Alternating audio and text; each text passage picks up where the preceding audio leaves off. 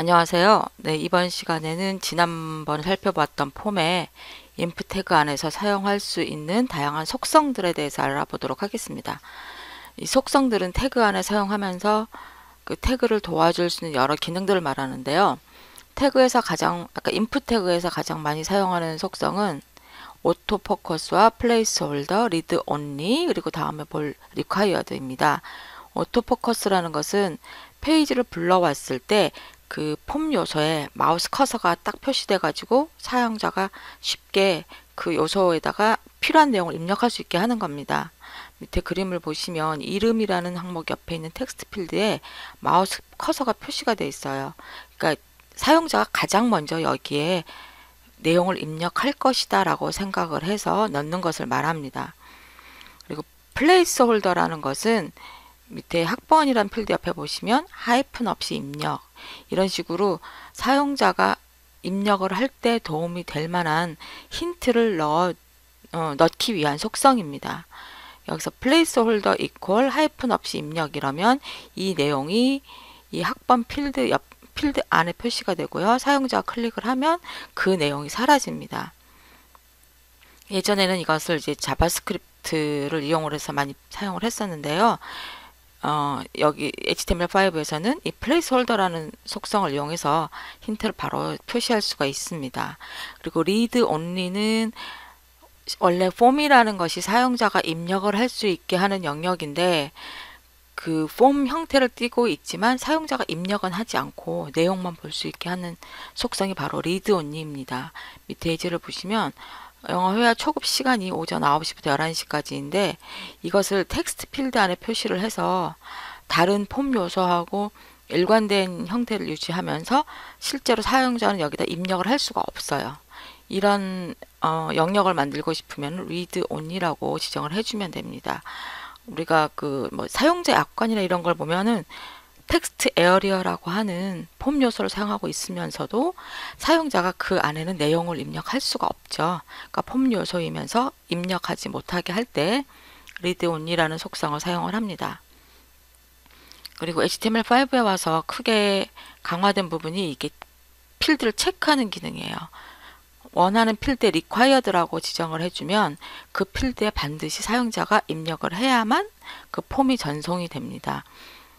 이전에는 자바스크립트를 이용을 해서 각 필드에 내용이 들어갔는지 그리고 형식에 맞게 들어갔는지를 체크를 해줬었는데 HTML5 웹폼에 와서는 required라는 속성을 넣어주면 그 부분에 입력이 됐는지 체크를 해주고요.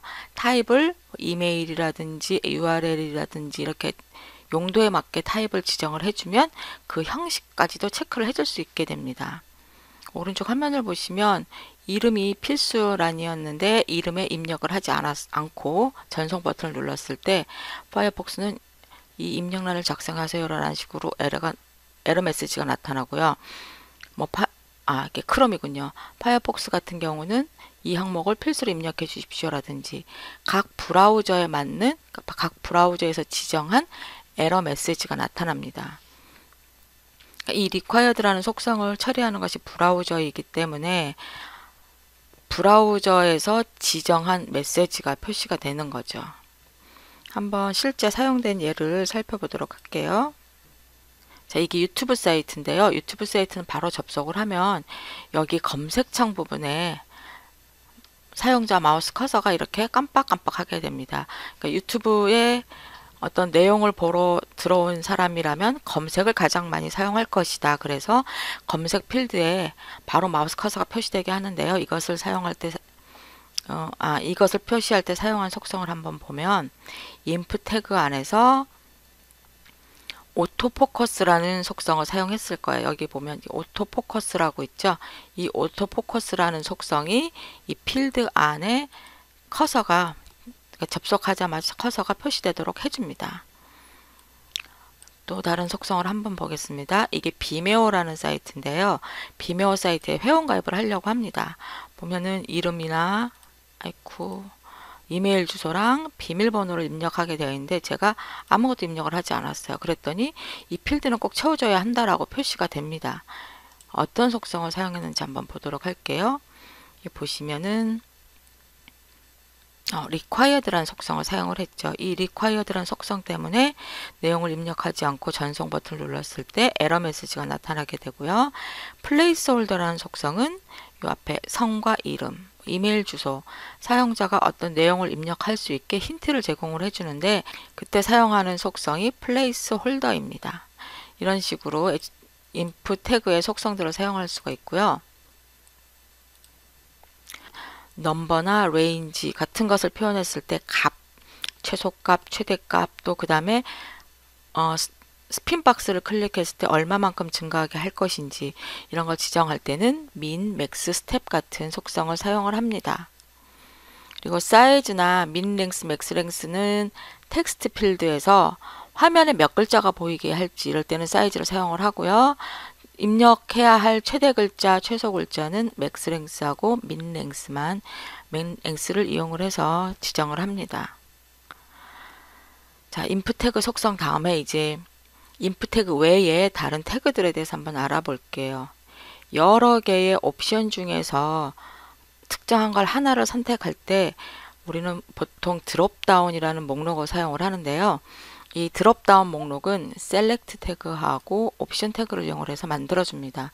그러니까 셀렉트 태그를 이용을 해서 시작과 끝을 표시를 해주고요. 그 안에 들어가는 항목은 옵션이란 태그를 이용을 해서 화면에 그 목록에 들어갈 내용을 지정을 해주시면 돼요.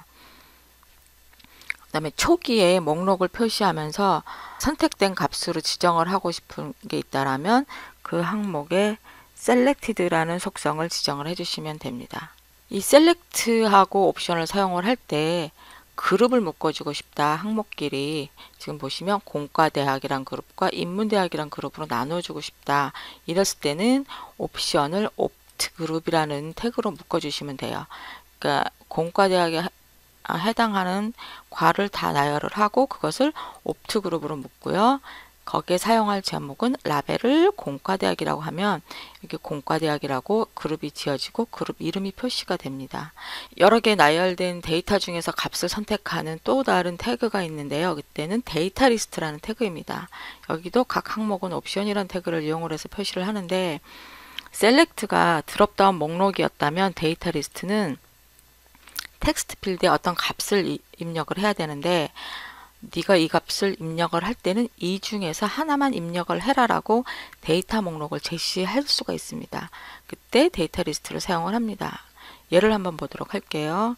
내가 관심 분야를 여기 입력하라고 써 있었는데 뭐 여기 입력하기 시작하면 엄청나게 많은 값들을 입력을 할 수가 있죠. 나는 뭐 예술 쪽도 되고 아니면 어학도 있고 이렇게 여러 개가 있는데 특정한 값 중에서 네가 원하는 값을 입력을 해라. 그랬을 때는 데이터 리스트라는 것을 이용을 해서 옵션 항목 각각으로 이제 하나씩 지정을 해주고요. 이 데이터 리스트는 id라는 값으로 이 데이터 리스트 이름을 지정을 해줍니다. 그리고 텍스트 필드에 이렇게 type equal text라고 했으니까 텍스트 필드가 되겠죠. 여기에다가 내가 사용할 데이터 리스트는 이거다라고 id 값하고 똑같은 값을 지정을 해주시면 돼요. 그럼 텍스트 필드에 직접 입력을 하기 위해서 딱 클릭을 하면 내가 지정한 아까 옵션에서 지정한 항목들이 표시가 됩니다. 이렇게 텍스트 필드에 입력할 수 있는 값들을 나열해서 보여주는 것을 데이터 리스트라고 합니다. 다음 텍스트 에어리어라는 태그가 있는데요. 이것은 여러 줄의 텍스트를 입력할 때 이럴 때 사용하는 게 텍스트 에어리어예요. 그러니까 우리 보통 게시판에 게시물 입력하는 커다란 영역 있죠. 이거는 텍스트 에어리어로 표시를 합니다. 그리고 약관 같은 것도 텍스트 에어리어로 표시를 하는데 앞에서 배웠던 read only라는 속성을 이용을 해서 사용자가 입력을 하지는 않고 볼 수만 있게끔 해줄 수가 있습니다. 텍스트 에어리어를 지정을 할 때는 cals라 그래가지고 얘를 가로 몇 글자를까지 표시할 것인지 지정을 하고요. rows는 몇 줄까 최대 몇 줄까지 입력하게 할 것인지 그것을 지정을 해줍니다. 그러니까 텍스트 에어리어에서는 cals하고 rows를 이용을 해서 그 크기를 지정을 해줄 수가 있어요. 이제 새로 HTML5에서 등장한 게 버튼이란 태그입니다. input 태그에서도 타입을 submit이나 reset이나 아니면 버튼 이렇게 지정을 해서 버튼을 만들 수도 있는데 버튼이란 태그가 아예 새로 생겼어요. 이 버튼이란 태그를 이용을 하면 화면 낭독기에서 여기가 버튼이구나 라는 걸 정확하게 알 수가 있습니다. 그러니까 폼에서 사용하는 버튼도 되고요. 아니면 그냥 일반적인 웹 문서상에서 버튼을 나타낼 때도 이 버튼을 사용을 합니다. 그리고 버튼이란 태그를 이용을 하면 CSS를 이용해서 원하는 형태로 꾸미기가 쉽습니다. 이제 오른쪽 예제를 보시면요. 버튼 왼쪽에다가 이미지 태그로 이미지를 넣을 수도 있어요. 이렇게. 그리고 여기 버튼 위로 마우스 커서를 올려놓았을 때 스타일이 바뀌게끔 지금 보시면은 배경색 바뀌고요. 테두리 색깔도 바뀌고요. 글자색도 바뀌게끔 지정을 했거든요. 이렇게 마우스 커서를 올려놨을 때 스타일이 바뀌게끔 손쉽게 지정을 할 수가 있습니다. 역시 버튼 태그에서도 타입 서밋, 타입 리셋, 타입 버튼처럼 사용할 수도 있습니다. 이것은 인풋 태그의 타입 사용하는 방법과 똑같습니다. 자, 이제부터 살펴볼 태그들은 이제 HTML5에 와서 새로 도입된 태그들이에요. 이 output 태그는 이름을 봐도 금방 알 수 있는 것처럼 어떤 결과를 알려주는 태그입니다. 이 output 태그를 사용했다고 해서 그 부분이 뭐 다르게 표시되거나 이 부분이 output이다라고 어떤 특징이 표시되지는 않지만 아웃풋 태그로 묶게 되면 웹브라우저가 태그를 해석을 할 때 이 부분은 계산 결과 수치구나 라는 것을 인식을 할 수가 있게 되고 그 인식된 내용에 따라서 화면 낭독기나 뭐 스마트 TV나 여러 가지 웹브라우저가 탑재된 기기에서 자신들이 원하는 형태로 스타일을 지정할 수가 있게 됩니다. 프로그레스라는 거 하고 이제 다음에 나올 미터라는 게 되게 좀 비슷하긴 한데요. 프로그레스는 진행 상태입니다. 작업이 뭐 10% 진행됐니, 50% 진행됐니 이런 식으로 진행해 나가는 진행 과정을 보여주는 거고요. 미터는 딱 현재 상태를 말합니다. 그러니까 하드디스크 중에서 내가 지금 현재 50%를 사용 중이다. 50%를 뭐 시간에 따라서 하나씩 진행해 나가는 게 아니라 현재 상태를 보여줄 때 유권자 중에서 50%가 투표를 했다. 상태를 말할 때는 미터, 그 크기 값을 지정을 해주고요. 내가 100% 중에서 이만큼 진행을 했다. 진행한다는 이 상태를 나타낼 때는 프로그레스라는 태그를 사용을 합니다. 우리가 웹에서 어떤 파일을 다운로드 하려고 하는데 진행 상태를 표시해주고 싶다. 이럴 때는 프로그레스를 지정을 해주면 되겠죠. 전체 값, 그러니까 맥스, 전체를 이게 지금 초 단위로 지정을 했으니까 60초가 전체 크기예요. 전체 크기 중에서 현재 50초까지 진행됐다. 라는 의미를 나타내고요. 맥스가 100이다. 그럼 이게 100%네요. 100% 중에서 현재 값은 30%. 그러니까 즉 30%가 진행이 됐다. 그런 의미가 됩니다. 미터도 똑같이 민, 맥스, 뭐 밸류 이런 값을 이용을 해서 점유율 0.8이다 그러면 밸류 값을 0.8이라고 지정을 해줘요. 이럴 경우에는 얘는 기본으로 맥스 값을 1이라고 생각을 하는 것입니다. 만약에 내가 맥스 값을 100이라고 했을 때 밸류를 64라 그러면 전체 유권자 100% 중에 64%, 전체 하드 100% 중에 64%, 그러니까 큰 전체 중에 일부 값, 그 현재 상태를 나타내는 의미가 됩니다. 그다음에 여기서 좀 다르게 보실 만한 게 로우하고 하이하고 옵티멈이에요. 내가 트래픽에 관련된 값을 표시를 하려고 하는데 2048 정도면 낮은 값이고요.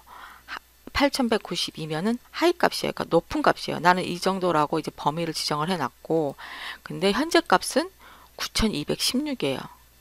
그러니까 내가 높다라고 지정한 값보다 더 큰 거예요. 그럼 이거는 경고의 의미가 있는 거죠. 그러면 이렇게 황색으로 표시가 됩니다. 내가 0.8이면 적당하다라고 지정을 했는데 현재 값이 0.5예요. 그러면 그렇게 크게 벗어난 값이 아니기 때문에 적당하죠. 그래서 초록색으로 표시가 됩니다. 그러니까 내가 낮은 값과 높은 값 또는 적당한 값을 미리 지정을 해놓고 현재 값과 비교했을 때 어느 정도인지를 이렇게 그래프로 표시해 줄 수가 있습니다. 자, 지금까지 HTML 인풋 태그에서의 자주 사용되는 속성들과 그다음에 인풋 태그 외에 HTML 폼에서 사용하는 여러 가지 태그에 대해서 알아봤습니다.